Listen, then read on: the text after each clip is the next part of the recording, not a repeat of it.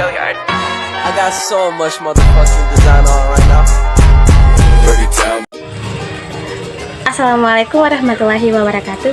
Halo guys, perkenalkan nama saya Rizka Rahayu Nawir dengan NPM 2020-171 semester 6 dari program studi manajemen.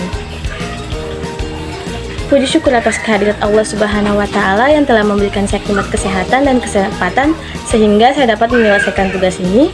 Salawat serta salam terlebih pula kita haturkan kepada Nabi junjungan kita, yakni Nabi Allah Muhammad SAW. Serta terlebih pula saya ucapkan terima kasih kepada Bapak Yahya SEMM selaku dosen pengampu mata kuliah Ekonomi Manajerial. Baik, adapun judul pembahasan saya pada kesempatan kali ini adalah struktur pasar. Baik, untuk mempersingkat waktu langsung saja kita ke materinya. Baik, yang pertama, pengertian struktur pasar. Struktur pasar adalah suatu variabel yang menunjukkan karakteristik dan kondisi suatu pasar seperti jumlah pembeli dan penjual, keadaan produk, keadaan pengetahuan penjual dan pembeli, keadaan rintangan pasar, jumlah dan ukuran distribusi, serta mudah atau sulitnya masuk atau keluar pasar.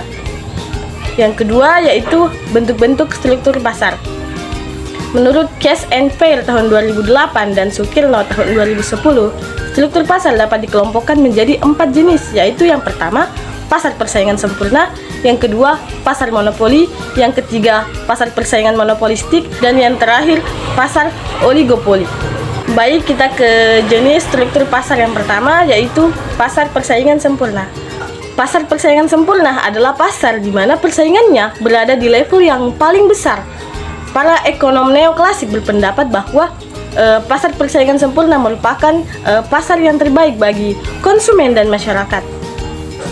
Pelaku di pasar persaingan sempurna pada hakikatnya tidak memiliki kemampuan sama sekali untuk menentukan harga. Harga pasar ditentukan oleh mekanisme pasar, yaitu interaksi antara permintaan dan penawaran. Adapun ciri-cirinya, yang pertama, terdapat banyak perusahaan di pasar. Yang kedua, komoditas yang diperjualbelikan bersifat homogen. Yang ketiga, perusahaan atau penjual bukan penentu harga. Yang keempat, pembeli mempunyai informasi yang sempurna mengenai keadaan pasar. Dan ciri yang terakhir adalah setiap perusahaan mudah untuk keluar dan masuk dalam industri pasar. Contohnya adalah pasar beras dan pasar buah dan sayur. Kita ke struktur pasar yang kedua, yaitu pasar monopoli. Pasar monopoli merupakan kebalikan dari pasar persaingan sempurna. Di dalam pasar monopoli, hanya terdapat satu penjual untuk satu jenis barang tertentu. Di dalam pasar monopoli, produsen berperan sebagai price maker, di mana perusahaan individual memiliki kontrol atas harga output mereka. Adapun ciri-ciri dari pasar monopoli adalah yang pertama, pasar monopoli merupakan industri yang terdiri dari satu perusahaan. Yang kedua, tidak mempunyai komoditas pengganti yang mirip dan tidak tergantikan. Ciri yang ketiga yaitu perusahaan monopoli dapat mempengaruhi penentuan harga. Adapun contoh dari pasar monopoli adalah Pertamina, PLN, dan lain sebagainya. Baik, kita ke struktur pasar yang ketiga yaitu pasar persaingan monopolistik. Pasar persaingan monopolistik adalah bentuk pasar yang di dalamnya terdapat banyak penjual yang menghasilkan atau menjual produk yang berbeda-beda. Pada dasarnya persaingan monopolistik adalah pasar yang berada di antara pasar persaingan sempurna dan pasar monopoli. Adapun ciri-ciri dari pasar persaingan monopolistik adalah yang pertama, adanya diferensiasi atau perbedaan produk. Yang kedua, terdapat banyak produsen atau penjual. Yang ketiga, produsen sedikit mempengaruhi pasar. Yang keempat, produsen mudah keluar atau masuk pasar.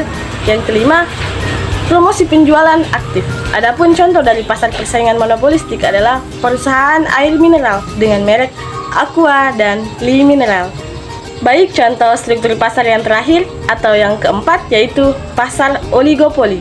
Pasar oligopoli adalah struktur pasar yang industrinya didominasi oleh sejumlah kecil perusahaan yang saling bersaing. Biasanya struktur dari industri dalam pasar oligopoli terdapat beberapa perusahaan raksasa yang menguasai 70-80% dari seluruh produksi atau nilai penjualan. Adapun ciri-ciri dari pasar oligopoli adalah yang pertama, produk homogen atau terdiferensiasi. Yang kedua, terdapat beberapa perusahaan dalam industri.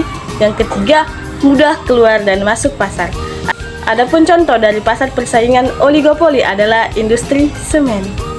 Baik, mungkin sekian yang dapat saya sampaikan. Lebih dan kurangnya mohon dimaafkan. Saya akhiri. Wassalamualaikum warahmatullahi wabarakatuh.